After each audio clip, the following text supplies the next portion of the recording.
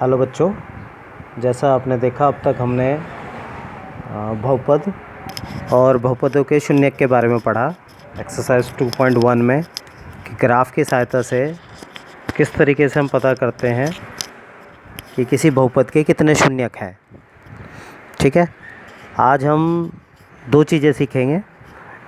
एक तो बहुपद के शून्य ज्ञात करना। आपके सिलेबस में द्विघात बहुपद है तो हम केवल द्विघात बहुपदों के शून्य ज्ञात करेंगे। शून्यक मीन्स उनके चर x या y की वैल्यू निकालना और गुणांकों के साथ उनका संबंध, ये दो चीज़ें सीखेंगे। ठीक है, तो चलो आज शुरू करते हैं। तो जैसा आप देख रहे हैं कि यहाँ पर ये हेडिंग है बहुपद के शून्यकों और गुणांकों में संबंध। गुणांक क्या होते हैं पहले हम ये जान लेते हैं। शून्य का आपने पढ़ ही लिया। ये एक द्विघात बहुपद लिखा हुआ है जो आपको दिख रहा है px बराबर ax² plus bx plus c। ये एक द्विघात बहुपद है। किसी भी द्विघात बहुपद को लिखने का ये मानक रूप है, स्टैंडर्ड फॉर्म है। ठीक है, तो यहाँ पर आप देख रहे हैं कि भाई एक x² होगा, एक x वाली टर्म्स होगी और एक कांस्टेंट होगा। तो ये जो x² के साथ जो आपको a दिख रहा है ये इसका गुणांक है, x² का गुणांक a, और जो x है इसका गुणांक b है, और ये जो c है इसको हम अचर बोलते हैं, कांस्टेंट। ठीक है, तो जब भी कोई द्विघात बहुपद लिखा जाएगा तो उसका जो मानक रूप है, उसका जो स्टैंडर्ड फॉर्म है, ये इस तरीके से लिखा जाएगा। अगर कभी आगे पीछे लिखा है तो हमें ऐसे ही लिखना है, पहले x² वाली टर्म्स, फिर x वाली और फिर बिना x वाली। सिंपल भाषा में ऐसा कह सकते हैं। तो देखिए ये एक द्विघात बहुपद है, x² प्लस 7x प्लस 10। ये आपने पढ़ा हुआ है पहले भी, 9th में भी हमने करा हुआ है। तो इसका गुणनखंड विधि से हम इसके x की वैल्यू निकालेंगे। तो उसके लिए हम क्या करते हैं, x² का गुणांक देखेंगे, मतलब x² के साथ क्या लिखा है। तो आप देख रहे हैं x² के साथ कुछ नहीं लिखा तो हम उसे 1 मान लेंगे। और जो कांस्टेंट है जिसके साथ कोई x नहीं है वो क्या है, 10 है। या सिंपल भाषा में अगर आपने उसको मानक रूप में लिखा हुआ है तो हम देखेंगे x² के साथ जो संख्या लिखी है वो, और आखिरी संख्या जो है वो जिसे हम कांस्टेंट कहते हैं, उन दोनों की मल्टीप्लाई करेंगे।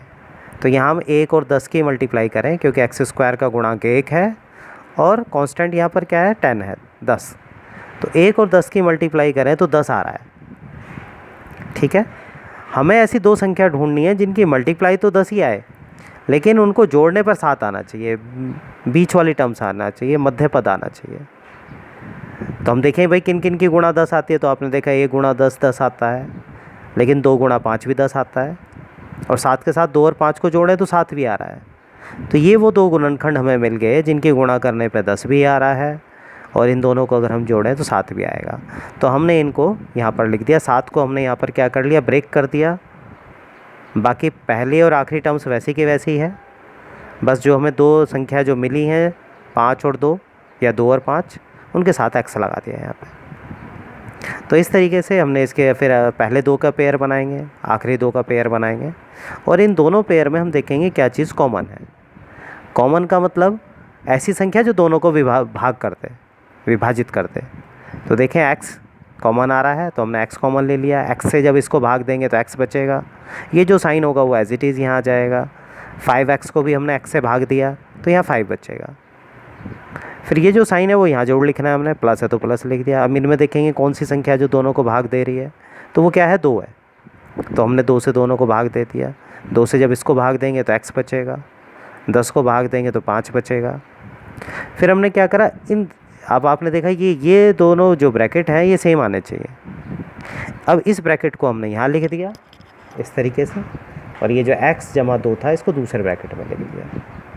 तो इस द्विघात बहुपद को जब हमने गुणनखंड करा तो उसके ये 2 पद आए, x+5 गुणनखंड और x+2।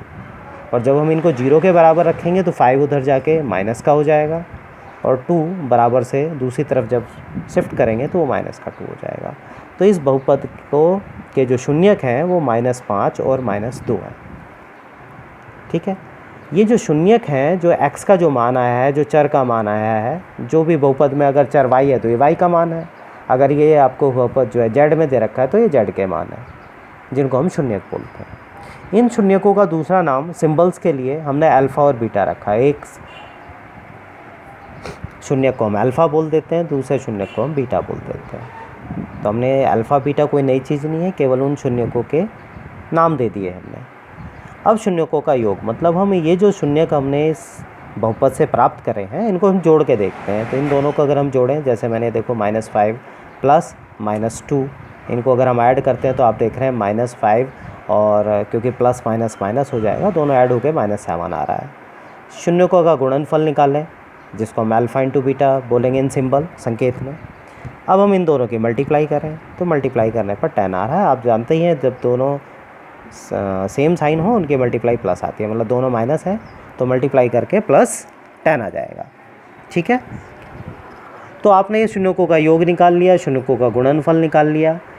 अब ये जो शून्यकों का योग निकाला है या ये गुणनफल ने हमने जो निकाला है, क्या हम किसी और तरीके से भी इसे निकाल सकते हैं? तो हाँ, इसको किसी और तरीके से भी निकाल सकते हैं और इसके लिए हमारे पास ये 2 फार्मूले हैं। शून्यकों का योग बिना हल करे, इसमें ध्यान हमें ये रखना है कि इस बहुपद को के शून्यक बिना ज्ञात करें। हम यहाँ शून्यक अब ज्ञात नहीं करेंगे इस दूसरे मेथड में, मैं आपको ये दूसरा सेकंड मेथड बता रहा हूँ। तो ये जो दूसरा मेथड है इसमें हम डायरेक्ट बहुपद की सहायता से, बहुपद हमारे पास होगा और उसके बिना शून्य ज्ञात करें, हम डायरेक्ट इन फार्मूलों से शून्यकों का योग और उसका गुणनफल ज्ञात कर लेंगे।